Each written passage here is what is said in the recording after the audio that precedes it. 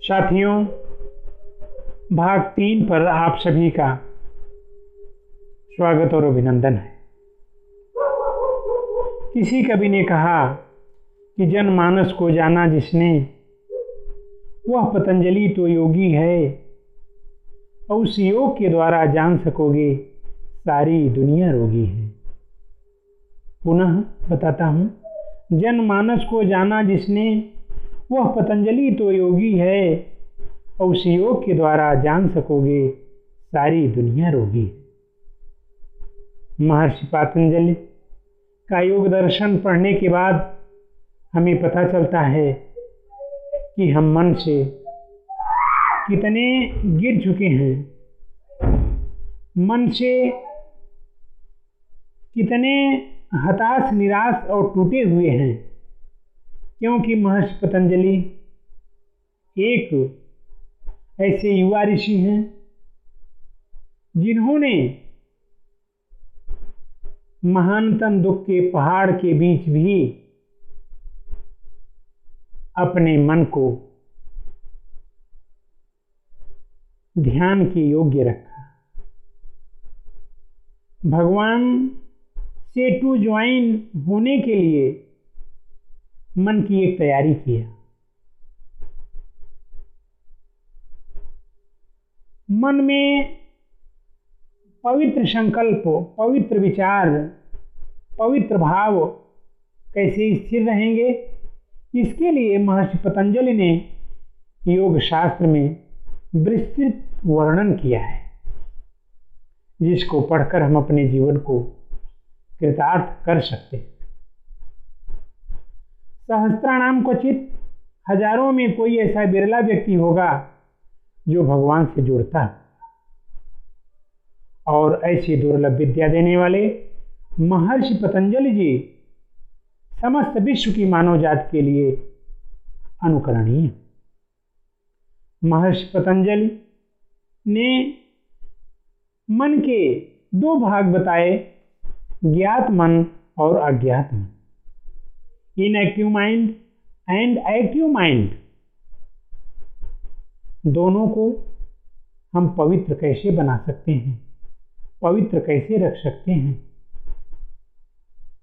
मन को सतत भगवान से कैसे जोड़ सकते हैं, इसके लिए हमको क्या छोड़ना है, क्या पकड़ना है, इसके लिए दैवी जीवन कैसा होना चाहिए, हमारी सोच कैसी होनी चाहिए, हमें भगवान के लिए एक एक श्वास कैसी लेनी चाहिए, इसके लिए सारे प्रयोग बताएं। भाग्यशाली व्यक्ति ही ऐसी दुर्लभ विद्या के प्रति जिज्ञासु होता है, आतुर होता है। वास्तव में महर्षि पतंजलि जी के जब हम योग दर्शन को गहन रूप से पढ़ते हैं तो देखते हैं कि आज का युवा मानसिक रूप से कितना टूटा हुआ है, हताश है, निराश है।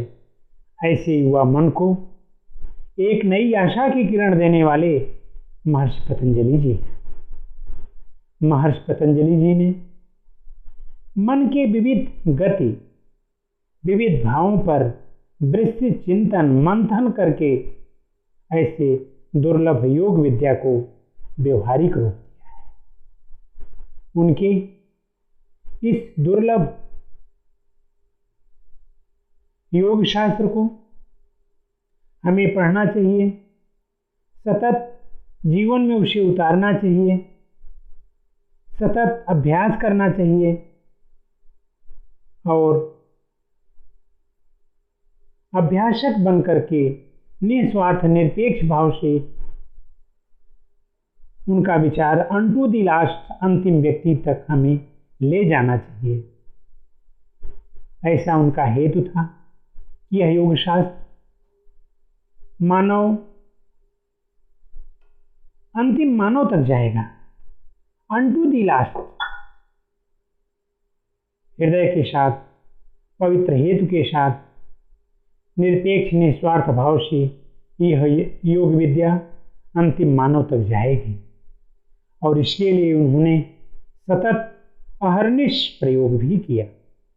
निस्वार्थ निरपेक्ष जीवन जीकर सतत कर्मयोग किया। ऐसे महानतम ऋषि को आज हम अनंत वंदन करते हैं, उनके बताए हुए मार्ग पर चलने का संकल्प लेते हैं और ऐसी दुर्लभ विद्या, ऐसी प्राचीन विद्या, अमर करने वाली विद्या, आशावादी बनाने वाली विद्या, निराशा को निकाल फेंकने वाली विद्या यानी योग शास्त्र, वास्तव में महर्षि पतंजलि जी समस्त विश्व की मानव जाति के संस्कारदाता गुरु, संस्कार पिता हैं, जिन्होंने हमारी उंगली पकड़ करके भगवान से टू ज्वाइन किया है कि आपके मन का ध्यान किधर होना चाहिए, भगवान की तरफ होना चाहिए।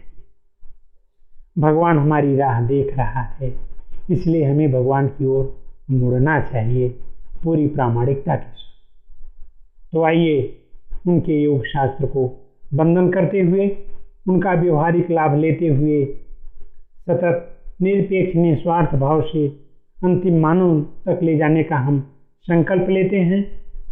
इन्हीं भावनाओं के साथ धन्यवाद।